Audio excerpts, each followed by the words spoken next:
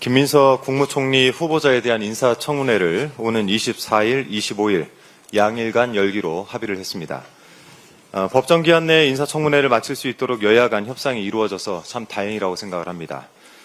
국무총리 인청특위는 오늘 전체 회의를 열어서 인사청문 실시 계획서 등을 의결할 예정입니다.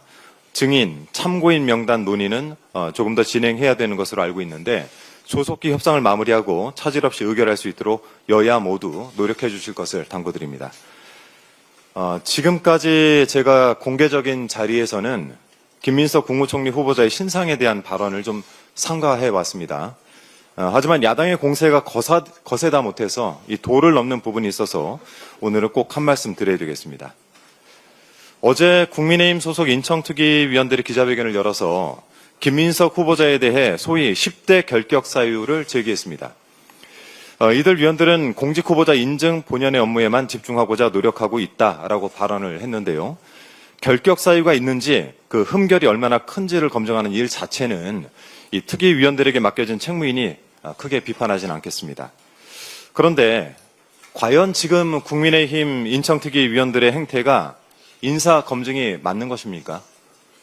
후보자의 재산을 비롯한 각종 의혹을 확인하겠다면서 국민의힘 측이 신청한 명단이 언론 보도를 통해서 어느 정도 공개가 된 바가 있는데요. 특히 각종 자금의 출처를 확인하기 위해서 김 후보자의 배우자까지 증인으로 부를 계획이라는 보도를 보았을 땐 경악을 금치 못했습니다. 국민의힘에게 묻겠습니다. 정말 자신 있습니까?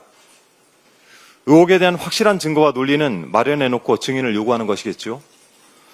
김 후보자의 배우자, 심지어 지금은 가족이 아니게 된 분까지 청문회장에 불러드리겠다라고 할 때는 그만한 믿는 구석이 있을 것이라고 생각합니다.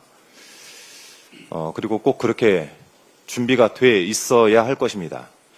김 후보자와 그 가족이 망신을 사느냐 아니면 국민의힘이 되려 망신을 사느냐 잘 판단해 보시기 바랍니다.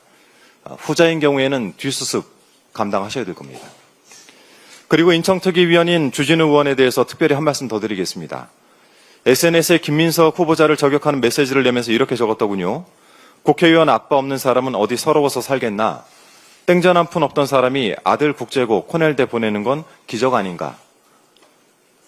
김 후보자의 자녀 관련 사항, 재산 형성 과정에 대해 각종 의혹을 제기한 주진우 의원, 얼마나 청렴 결백한지 같이 한번 돌아봅시다. 어제 박선원 의원이 기자회견을 자청해서 주진우 의원의 재산 형성에 대해서 각종 의혹을 제기했는데요. 인사청문회를 떠나 본인 의혹의 심각성이 매우 중대해 보입니다. 박 의원에 따르면 지난해 4월 기준 공직자 재산신고상 주진우 의원과 가족 재산이 총 70여억 원에 달한다고 합니다. 부자시네요.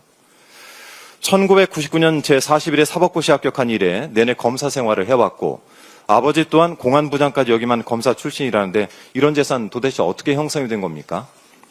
더욱이 2005년생인 주진우 의원 아들은 7억 원 이상의 예금을 보유하고 있다라고 하는데 주진우 의원의 주장대로라면 국회의원 아빠 없는 사람 어디 서러워 살겠습니까? 동갑인 것으로 알려진 김민석 후보자 아들의 예금 보유액 200만 원의 370배에 달하는 수준입니다.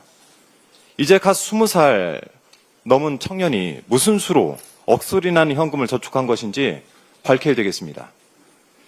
주진우 의원은 김민석 후보자 재산이 5년간 8억이 늘었다라면서 그 경위를 해명해야 한다라고 주장하던데 박선원 의원이 확인한 바에 따르면 주진우 의원 가족 재산은 7개월간 약 2억 4천만 원 정도 늘었습니다. 증가세를 따지면 어느 쪽이 더 빠르게 재산을 축적한 것일까요? 남 헐뜯는 것만 잘하는 줄 알았더니 돈 모으는 재주도 있으십니다. 주진우 의원 본인 상황에는 두 눈 질끈 감고 남의 흠결만 들춰내고 있으니까 이런 상황을 두고 머무든 개가 겨무든 게 나무란다 이런 말이 나오는 것 아니겠습니까?